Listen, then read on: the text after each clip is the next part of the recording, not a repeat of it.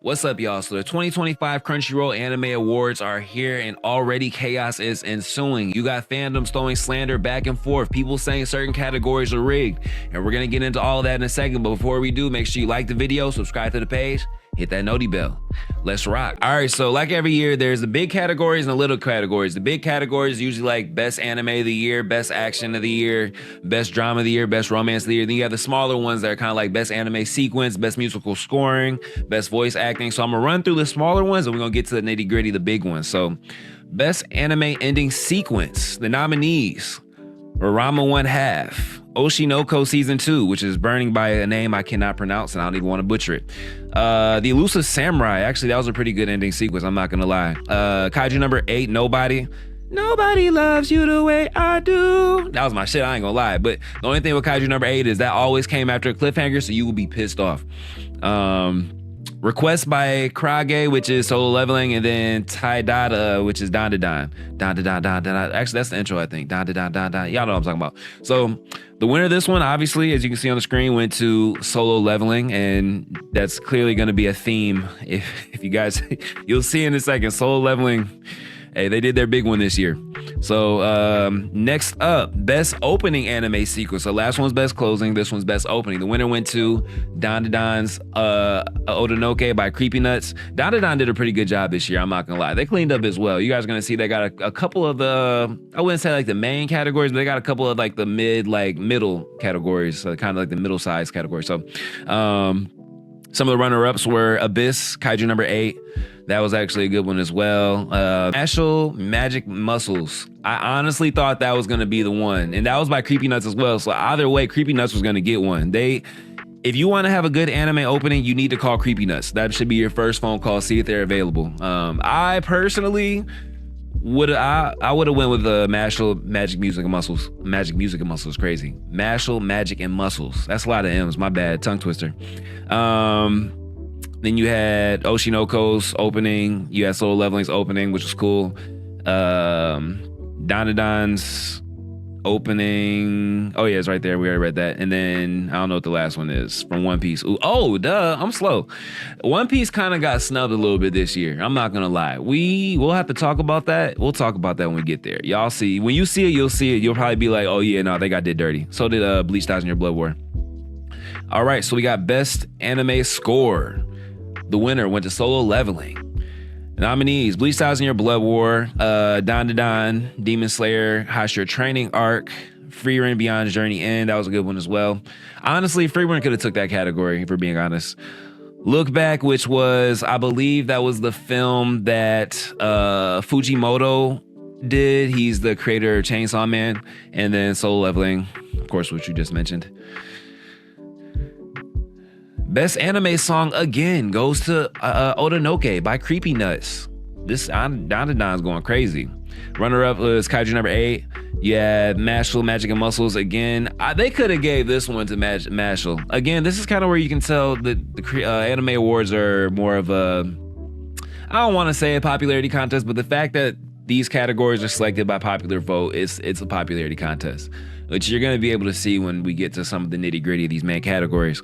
Oshinoko again, runner-up. Solo Leveling, runner-up. And Frieren, runner-up again. Frieren fans are pissed this morning. So some of these categories, especially the bigger ones, I want to read the synopsis just so we can all be on the same page as to what Crunchyroll is looking for when they selected, or, you know, when they select these characters for the categories. So the must protect character at all costs. These are characters that make the world feel like a kinder, more special place. Whether they're an earnest protagonist who always gets back up, or a pure-hearted cinnamon roll who holds the group together, these characters remind us that there are some things in life worth protecting. To be eligible for this award, a show must meet all the criteria. It must be considered an anime series. Primary production occurred in Japan, yada, yada, yada. Okay, yada, yada. Okay, that's the stuff we should already know. All right, so for this category, the must protect at all cost characters. Well, I can't talk this morning. If you can't tell, it's very early when I'm recording this. You have Anya Forger from Spy Family Season 2. We got Frieren, of course, from Frieren. Okudun, the main character of Don Da Don. Shinshi from Delicious in Dungeon. Hojo from Elusive Samurai. And Yuki Tosei from A Sign of Affection, which I have not seen. And the winner was Anya Forger from Spy Family. Now, I'll be honest. It's a safe space. I have not gotten a Spy Family yet, but everybody I know that watched it is in love with this. So I'm not mad at them getting this. If now my vote, when I voted, I believe, if I remember correctly, I went for Hojo because I kind of want to give like a sleeper pick. And Elusive Samurai didn't get enough love last year, and Hojo was pretty much the glue of the story. Literally must protect young master at all costs. So. Moving on. Okay, best supporting character. I want to read the synopsis of this one as well. This category celebrates a supporting character like they were number one. They come in all shapes and sizes, but the best among them can shine as brightly as their main character counterparts when called upon. Okay. So nominees were Fern from Frieren, Himmel from Frieren, Jinshi from the Apothecary Diaries, Seiko from Dan Dan is crazy. That is crazy. What? Granny Seiko? Am I tripping? Yeah, that Granny Seiko got best supporting character. Okay. Senshi from Delicious in Dungeon and Turbo Granny from Don to Don is crazy too. And the winner went to Fern. I think this is the best possible selection in this category. This is the one I voted for. I remember that one for sure. At times, it kind of felt like Fern was the main character of Frieren, although, of course, it is her namesake, and the story revolves around Frieren's journey. Fern had as much of a presence in Frieren Beyond Journey's End as much as Frieren did. So I'm not mad at that one. I like one. Now we're about to start getting into categories y'all might get a little pissed off at, but we'll see. Best main character. Let's read it. Whether hero, anti-hero, or villain, the main character is the face of their series. It's not just the personalities or characteristics that make them beloved, it's their well-developed stories and journeys that take us on that make them worthy. You'll see why I'm laughing in a second. So the nominees were Frieren, of course, from Frieren. You got Kafka, the main character of Kaiju number 8, Okudun from Dan to Dan, Momo from Apothecary Diaries, Momo from Dan to Dan, and Sung Jin Woo from Solo Leveling. And the winner for best main character of 2024-2025 is Sung Jin Woo from Solo Leveling. Now, this is the beginning of some of the controversy. You guys will see the deeper we get into it. Now, if we're being honest, based on the way they explained this category, main characters that face their series, check. There's not just their personalities, characters that make them beloved, it's the well-developed stories and journeys they take us on. I consider that a check. Now, a lot of people will say Solo Leveling doesn't have that much of a story early on. Manga readers will die on the hill that it does. I read the manga. I also agree with them that Solo Leveling story is so much deeper than they give it credit for. Now, season 1, if I'm being honest, Sung Jin Woo it's hard because Frieren has way better writing, of course. I'd even argue that maybe Kafka was probably the one I picked. I do have a little bit of Kaiju number 8 bias, I'll be honest. But Sung Jin Woo is such a cool character. You know what I mean? He definitely is like a rags to riches, but like rags to riches in like 3 episodes type shit. Not necessarily riches, but you know, from the bottom to the top, from weak to strong, etc. And just the aura. Bro has like a tremendous amount of aura. He's the greatest aura farmer in fiction right now. So I understand why they gave it to him. I wouldn't have been mad at Frieren. I definitely wouldn't have been mad at Kafka Abino. Moving on. Best Slice of Life anime. The nominees were Laid Back Camp Season 3, Too Many Losing Heroines, Mr. Villain's Day Off, My Dear Friend, Nakatan Sound, Euphonium 3, and Dangers in My Heart Season 2. Now, I thought it was going to go to Dangers in My Heart Season 2, but the winner is Too Many Losing Heroines. I have not seen it. If you know anything about me and my content, I am not the biggest Slice of Life anime connoisseur. I do dabble here and there, and I do try to like force myself into it just so I can like broaden my horizons. I haven't seen most of the things on this list. Dangers in My Heart, I have seen. And I've watched like the first season of Laid Back Camp. Shout out to Too Many Losing Heroines. They does have a pretty huge following. I remember seeing during its release, it was at the top of the anime rankings weekly, so there gotta be something there. Let me know in the comments if you're a fan of that show and if I should tap in. All right, best drama anime.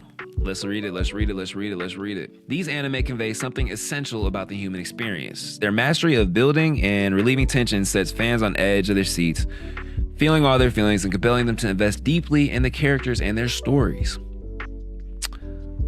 Best drama anime went to Frieren. And based on that description, honestly, it felt like it was describing Frieren. Like that category was made for Frieren. It said anime conveys something essential about the human experience. It's literally watching Frieren learn about the human experience from the point of view of an elf. You know, someone who can live damn near forever for an extremely long time. Feeling all their feelings, compelling to invest deeply in the characters and their stories. Yeah, that's Frieren 100%. The nominees were A Sign of Affection, Dead Demons, Day-to-Day Destruction. I have not seen that. Y'all might let me know in the comments. Should I tap into it? Oshinoko, Pluto, W mentioned. That's some ball knowledge. Pluto was fire. I wish Pluto would have gotten a little more love. It's one of the anime originals. If you haven't seen it, definitely go check it out. Just a beautiful anime. Apothecary Diaries, of course. Apothecary Diaries didn't get enough love this year. I'll be honest, but it was a pretty stacked anime year. All right, now we're moving on to best Isekai anime. Let's look at the criteria. The most captivating Isekai storytelling transports viewers to a fantastical world brimming with adventure and intrigue. These stories are renowned for their imaginative world building and spellbinding plots. They invite the viewer to explore new realms, offering an immersive journey where the rules of reality are beautifully redefined. And the winner, Best Isekai 2025, goes to ReZero Season 3. And this, honestly, is probably, until T-Bake gets the adaptation it deserves, ReZero is probably my favorite Isekai of all time. And Season 3 was the best season yet to me. Season 1 was my favorite. Season 2 put me to sleep for a few episodes, but then it came around 2 and it made a lot of sense at the end, but I wasn't the biggest fan of Season 2 early on. Now, the second half was fire. Season 3 really pulled it all together. Like, Season 3... it made ReZero a standout. Now, it already was a standout, but this kind of solidified that in it being a standout in the Isekai category. And just honestly, fantasy anime in general, not even just Isekai. The runner-ups were Konosuba, Mushoku Tensei, Shangri-La Frontier, fire. Shangri-La Frontier does not get the love it deserves. We can talk about it in a whole nother video. I could have about that for 30 minutes. Suicide Squad Isekai, which was actually pretty decent. A lot better than I thought it was going to be. And then That Time I Got Reincarnated as Slime Season 3. I used to be a huge Slime fan. I still am. I will say Season 3 did start to put me to sleep for a little bit. Which again is maybe a conversation for another time. But again, shout out to ReZero. Amazing anime, had an amazing year last year, and this year. I ain't gonna lie, this shout out to ReZero. Let's get moving. Okay, now we get into it. It's about to get spicy. Best action anime. A great action sequence can elevate a story to new heights, masterfully deliver thrilling moments that captivate viewers. With pulse-pounding and high-stakes scenarios, these shows expertly blend dynamic visuals with compelling narratives, creating an unforgettable experience that keeps the audience on the edge of their seats. And I don't think this one is any debate. Now, there are a lot of great anime in this category. There's Bleach, Thousand Year Blood War, Dan to Dan, the Hashira Training Arc, Demon Slayer, Kaiju number 8, one of my faves, Solo, and Windbreaker.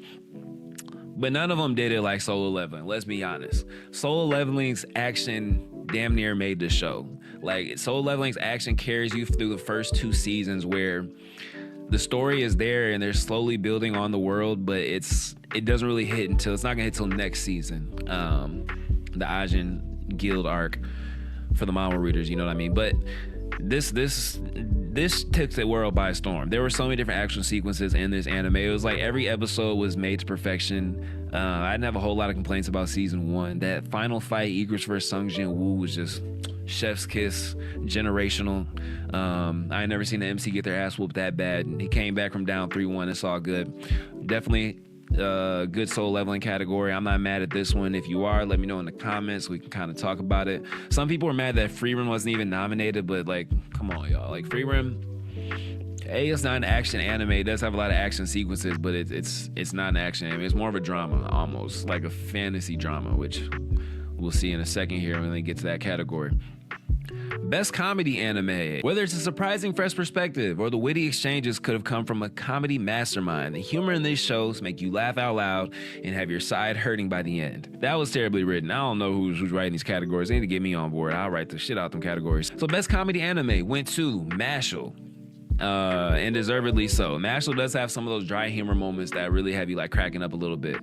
The nominees were Delicious in Dungeon, Konosuba, My dear friend Nokatan, Rama One Half. Now I will say Rama One Half did have some really funny moments. I was actually pleasantly surprised by Rama One Half. I didn't think that I was gonna enjoy it as much as I did. Actually, my podcast mates are the ones that talked me into watching it. I wasn't even gonna check it out.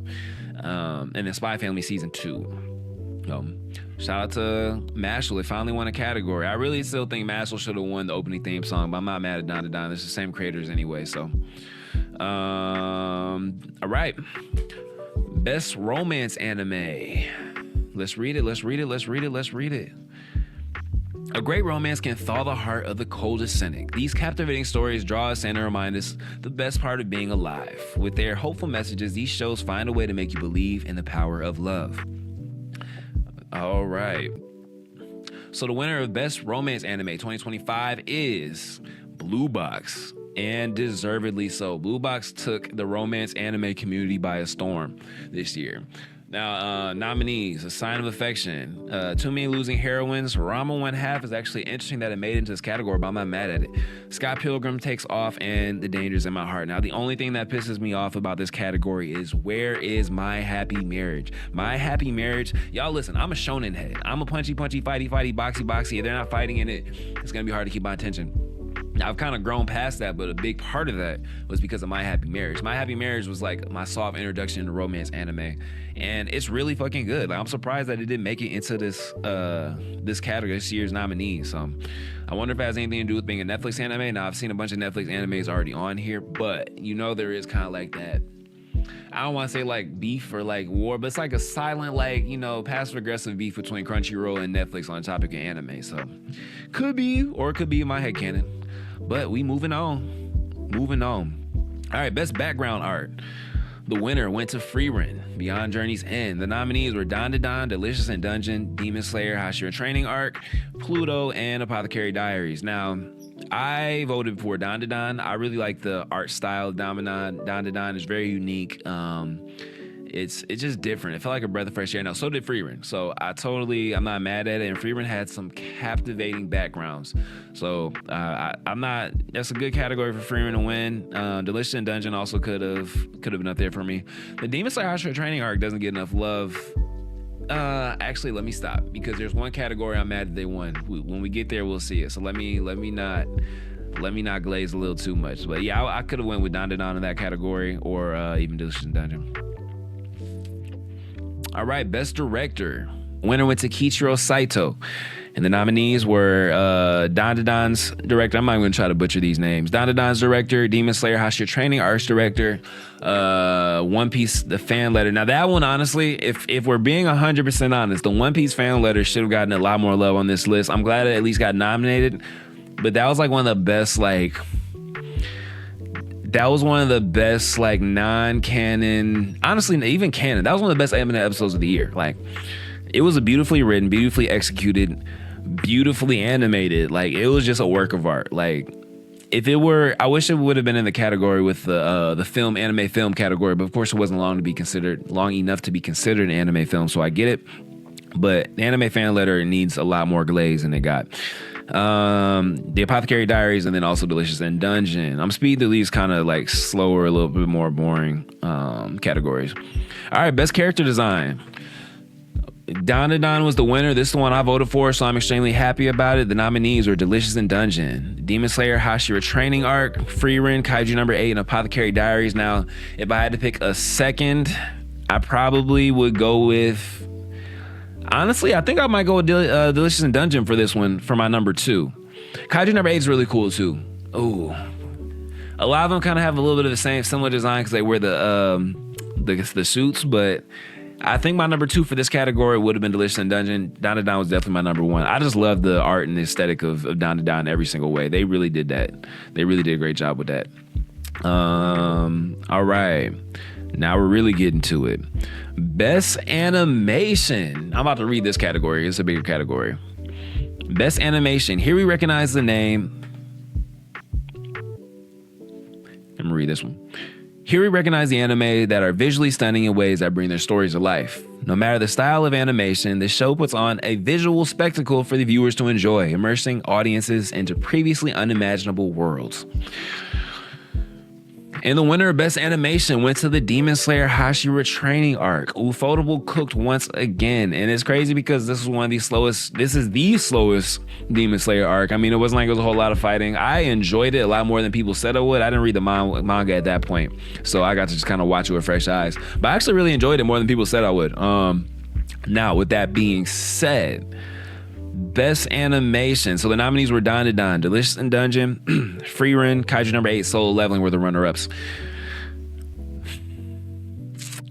If I'm being honest, I can't be mad at Demon Slayer for winning that category. Now, that last fight with Muzan versus everybody and then them jumping into the Infinity Castle, some of the best animation we saw all year. Now, if we had to go with consistent animation episode to episode, Soul Leveling would have a claim at that. Actually, we like the animation Donna Donna. Again, I keep blazing it, y'all. I'm going to keep giving Donna Donna's flowers. And Frieren too. Frieren was just slower, and there were a lot of moments where animation wasn't necessarily the focal point of what was going on because, again, of how good the story was, how much dialogue there is. I'm not mad at Demon Slayer for winning this. I could have put Soul Leveling in that category. So Best Original Anime.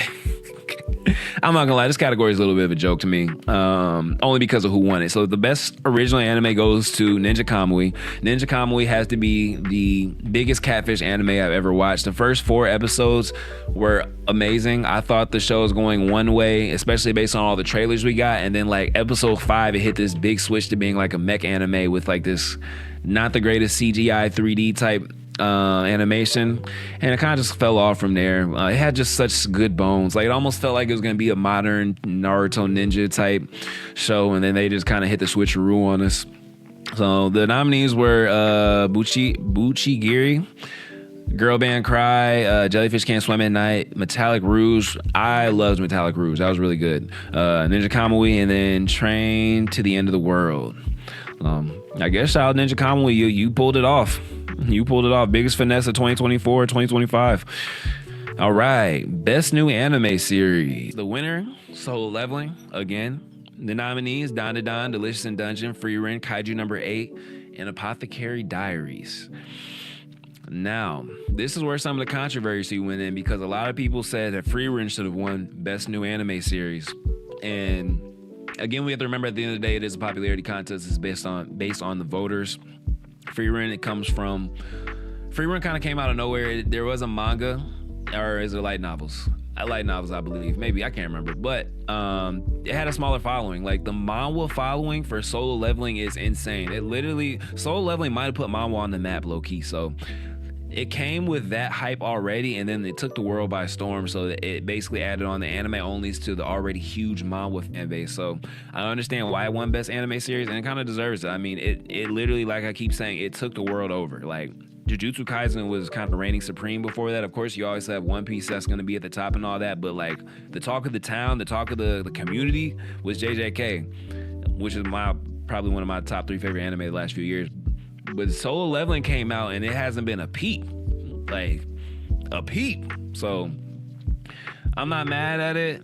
It could have went to Frieren, but I understand why it didn't.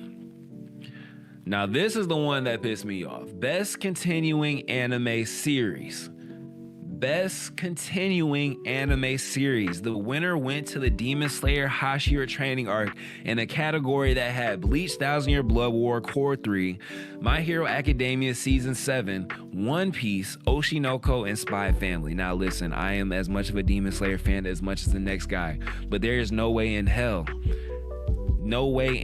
Demon Slayer Hashira training arc was better than Bleach 1000 Year Blood War Core 3 or the One Piece Egghead Island arc. Egghead Island has so many moments of its own. It had Luffy versus Lucci. It had Kid versus Shanks. It had Garp versus Aokiji, which was to me probably the best moment of the year of the season for me. Like, because not only was that a great fight, but there are a lot of story implications. And you got the backstory between Garp and Aokiji. And then if the fan letter, you want to count the fan letter as part of One Piece and not a standout, I would have to give that to One Piece. The fact that Demon Slayer really beat out One Piece is actually a crazy feat. and it's really all because of the castle blowing up, like the mansion blowing up. That has to be the most glazed scene in anime in the last few years. And then of course the fight versus Muzan, which was fire, but it was like 3 minutes. You know what I mean? So I'll never be mad at Demon Slayer winning something, but I'm kind of mad that, because this is like one of the few categories that One Piece even was put in, and it's one of the few categories that it actually like applies to it, because it's such an ongoing anime, it's year running, and same with Bleach. So, and also Bleach doesn't have a whole lot more time left. Like next year, whenever Core 4 comes out, that's gonna be it for Bleach. And I just feel like Bleach hasn't gotten the love it's deserved since his return, but you know, maybe next year, we'll see. The Global Impact Award, which actually I'm not even sure what the Global Impact Award was. Like, what does that mean? Do they have an explanation for it? No, they don't. No, they don't. Here, I'm about to Google it real quick. So the Global Impact Award celebrates visionary creators and their groundbreaking works that have left an incredible mark on the culture, history, and hearts of audiences around the world. Okay. So that makes sense. Yeah, I mean, hey, Attack on Titan has definitely been probably the most impactful anime over the last 5 years. Like, I know so many people who have never seen anime, never sniffed anime, never given anime a chance, but they know about Attack on Titan and they've watched Attack on Titan. Like, Attack on Titan is a great gateway to anime, even though it has kind of a slower periods in the first 2 seasons, just because there's a lot of world building, a lot of mystery. It is one of those animes. I'm not mad at this. I actually like this award category. I'm curious to see who's going to win it next year, though, because this was the easy pick. Attack on Titan was the easy pick, and I don't even think, did it air last year? Was last year the last season? I think it was the year before that, but that's interesting. Okay. Shout out to Attack on Titan. Anime Film of the Year. The winner goes to Look Back, and again, I believe, if I'm remembering right, that was created by Fujimoto, the creator of Chainsaw Man. Yeah, that was what it was. So Look Back was kind of like a one-shot movie. The nominees were Haikyuu's Dumpster Battle, which I know Haikyuu fans are pissed. Mononoke, a movie. My Hero Academia, You're Next. Spy Family Code, White, and then The Colors Within. So yeah, let's move on. And last but not least, the category we have all been waiting on, Anime of the Year. Now let me read. This has the longest paragraph to read about it. So these anime set the standards for all other shows in the last year. The compelling stories, beautiful executions, and unforgettable characters weave together elements that create true masterpieces deserving of distinguished recognition. Whether it emerged as an unexpected gem or met the high expectations of dedicated fans, the show selected for Anime of the Year showcases the very best of storytelling and creativity in the medium, leaving a lasting impact on audiences everywhere. Now, there's a little bit of shade in that you can tell they knew this was going to be a battle between Solo Leveling and Frieren. They said, whether it emerged as an unexpected gem, Frieren, or met the high expectations of dedicated fans, Solo Leveling manga readers. That is crazy. They knew what this was going to be. Maybe it's this rigged. So Anime of the Year, of course, you should know by now. Everybody knows by now. Everybody's been complaining, arguing, or happy. You know, Solo Leveling fans are happy. Anime of the Year went to Solo Leveling. And the runners-up were Dandadan, Delicious in Dungeon, Frieren, Kaiju number 8, and Apothecary Diaries. Now, if I'm being honest, if I pull like myself out of the hype, it is very hard for me to pick which was better between Frieren and Solo Leveling. I'll be honest. I love both of them so much, but I love them both for different reasons. You know what I mean? Like, Solo Leveling is a non-stop, like, adrenaline rush. Like, every episode, hit after hit, punch after punch, cliffhanger after cliffhanger, leave you wanting more. Frieren is a little bit more about the journey and the friends we met along the way. And also, it kind of hits you at, like, a different part in your chest. Like, you know what I mean? Like, it pulls at those heartstrings. It kind of makes you think a little bit about the human experience and human existence. But it being deeper than Solo Leveling isn't enough for me to give it Anime of the Year over Solo Leveling, because there's so many more aspects that go into anime. But like I said, I'm not mad at people who say Frieren should be Anime of the Year. Now, honestly, if I'm being honest, again, this is a safe space. I voted for Kaiju number 8. I just really wanted Kaiju number 8 to get some love and recognition because I really loved it. That was probably one of my favorite animes of the year. It's really hard to say it was my favorite because Solo Leveling came out the same year, but I really liked Kaiju number 8. Like, that was I don't know what it is. I like Kafka's story. He kind of has like a different type of MC trope. Like, instead of, you know, being a young kid prodigy or he's an old guy, you know what I mean? He's Unk. He, you know, pretty much watch his dreams slip away. Now he has this chance to live the life he always wanted to live, and he's working towards it and stuff like that. Like it's just a cool premise. And then of course the powers are sweet, fights are great, and then kind of like Solo Leveling, where each episode had a cliffhanger. So, but yeah, so these are your anime categories of the year. Crunchyroll did it again. Now I will say, I really like that Crunchyroll does these awards every year, because it gives us all the chance to have conversation about some of our favorite shows from last year. It pushes the IP of anime in general. It kind of gives it more awareness. You know, people see this and they're like, oh wow, I know there was such a huge following behind, you know, these anime for there to have a whole awards everybody's going crazy about. So I really like what it does. I just wish that, and I do like the fact that it's voted on by the people. It's an award for the people, by the people. I wish they kind of had some kind of separate ceremony that was only critically acclaimed awards. So, because then we could actually have real conversations about these shows. Like the fact that it's voted on by the people takes away like a whole lot of conversation you can have, because at that point it's just a popularity contest and there's not a whole lot of, I mean, like, you know, it's obvious, you know, Solo Leveling is going to be more popular than Kaiju number 8. It just has a bigger following, bigger reception. It was, you know, like you can't, but that doesn't necessarily mean it was better than Kaiju number 8, or it could be. I'm not saying that is the case. I'm just using an example. I guess Frieren would have been the better example. Like Solo Leveling had a way bigger fan base coming in, and it left the winter anime season last year with a way bigger fan base, but it doesn't necessarily mean that Solo Leveling was better than Frieren. So I do, hopefully maybe in a few years or maybe next year, they can have a separate awards. So like one can be the People's Choice Awards and the other can be the actual, like, okay, we have people from the industry, we have writers, we have directors, we have, you know, people from these animation companies coming in voting on which anime was the best of the year in these categories. But other than that, I really love the Crunchyroll Awards. Let me know in the comments what you guys think. Let me know in the comments who you think were snubbed. Let me know in the comments what you guys would change for next year. And also let me know if there's anything you want me to react to. Appreciate you guys for watching. Before you leave, make sure you like the video, subscribe to the page, hit that noti bell. We'll see you next time.